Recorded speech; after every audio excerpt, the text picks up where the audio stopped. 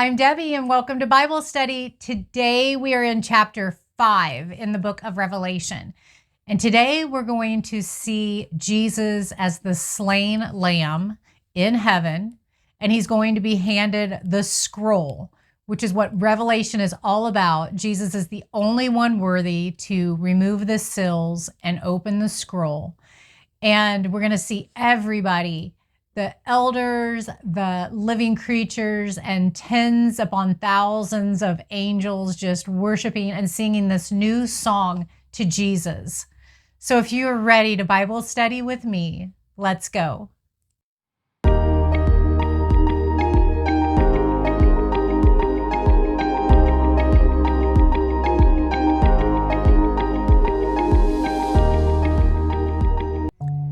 Dear Heavenly Father, we come to you with thanksgiving, and we ask that you give us knowledge, understanding, and wisdom as we study your word together today.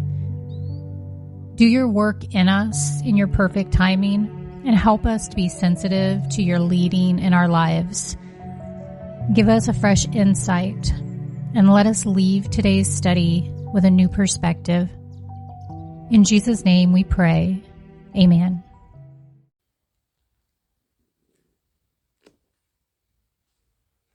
The Scroll and the Lamb, chapter 5, verse 1.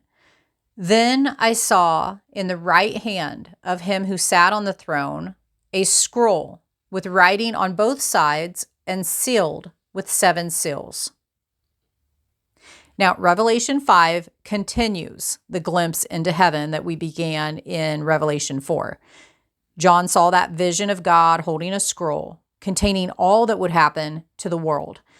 This vision shows that God is in complete control. He's the one with authority over all rulers, historical events, and hostile forces. Those who trust in God's power and love don't need to fear the future. We will never know enough to predict what will happen or to manipulate God in any way, but we can trust him with the outcome. If you follow Christ, you can rejoice that God knows you and loves you. Trust him to guide you and protect you forever. In John's day, books were written on scrolls or pieces of papyrus or vellum up to 30 feet long, and then they rolled them up and sealed them with clay or wax. The scroll that John sees here contains the full account of what God has in store for the world as revealed in the rest of Revelation. The 7 seals indicate the importance of its contents. The seals are located throughout the scroll so that as each one is broken, more of the scroll can be unrolled to reveal another phase of God's plan for the end of the world. Only Christ has the authority to break the seals and open the scroll. Verse 2, and I saw a mighty angel proclaiming in a loud voice, "Who is worthy to break the seals and open the scroll?" But no one in heaven or on earth or under the earth could open the scroll or even look inside it. I wept and wept because no one was found who was worthy to open the scroll or look inside. This mighty angel could be Gabriel, whose name means strong man of God. He brought important messages to people like Daniel and Mary.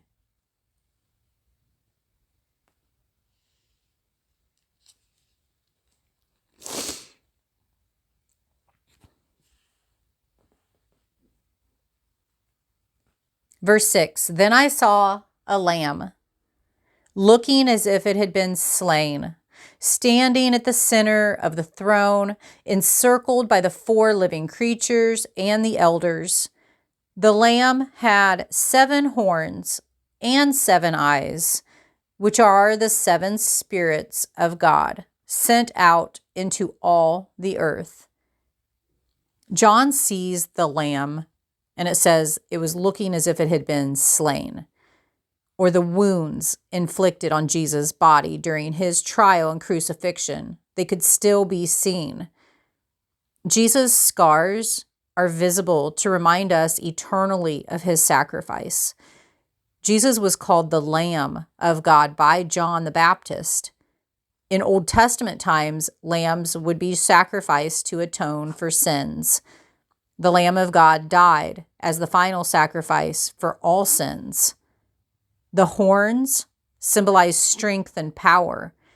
Even though Christ became our sacrificial lamb, he could never be described as weak. He chose to submit to being killed. But now he has God's full strength and power. The eyes are equated with the 7 lamps and the one Spirit. Jesus Christ is pictured as both a lion, symbolizing his authority and power, and a lamb, symbolizing his submission to God's will.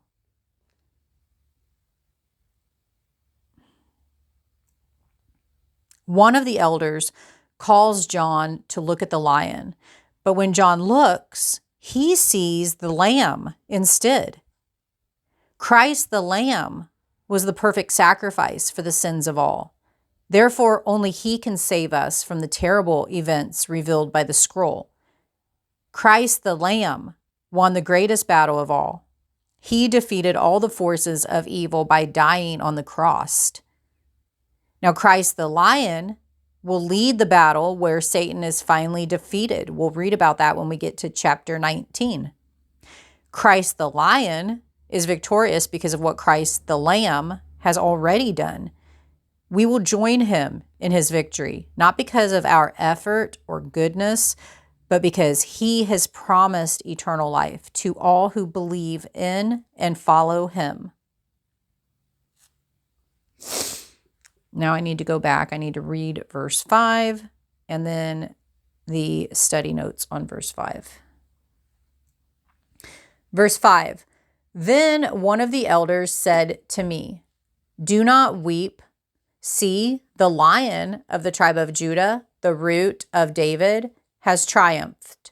He is able to open the scroll and its 7 seals.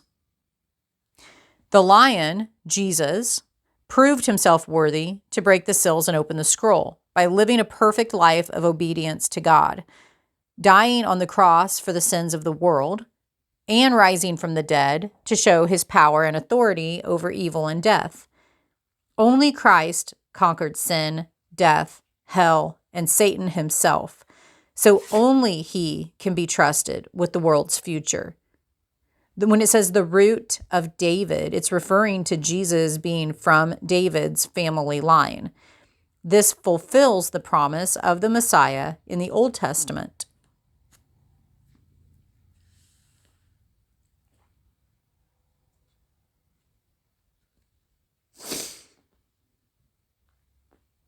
Verse 7, he went and took the scroll from the right hand of him who sat on the throne.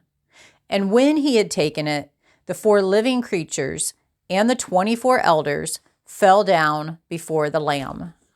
Each one had a harp, and they were holding golden bowls full of incense, which are the prayers of God's people. And they sang a new song, saying, you are worthy to take the scroll and to open its seals, because you were slain. And with your blood, you purchased for God persons from every tribe and language and people and nation. You have made them to be a kingdom and priests to serve our God, and they will reign on the earth.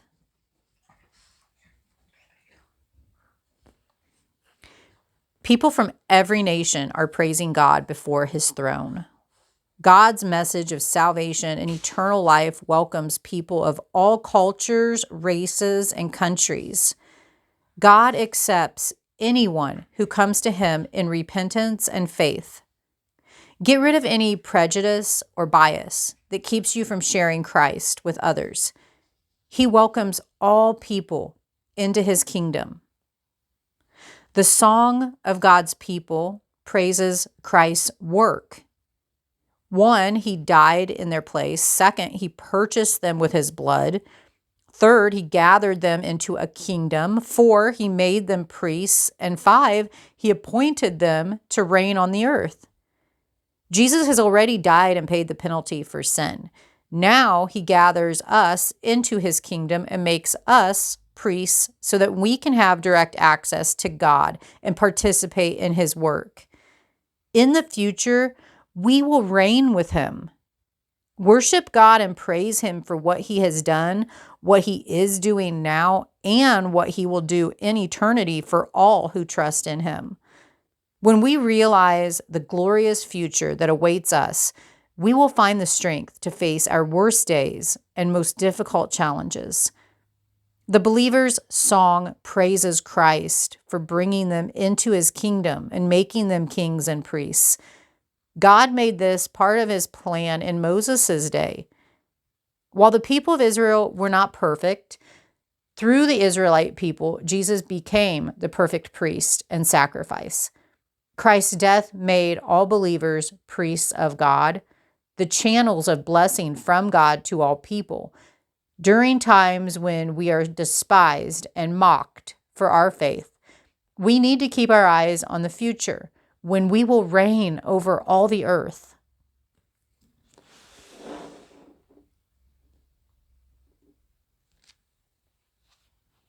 Verse 11, Then I looked and heard the voice of many angels, numbering thousands upon thousands, and 10,000 times 10,000. They encircled the throne and the living creatures and the elders.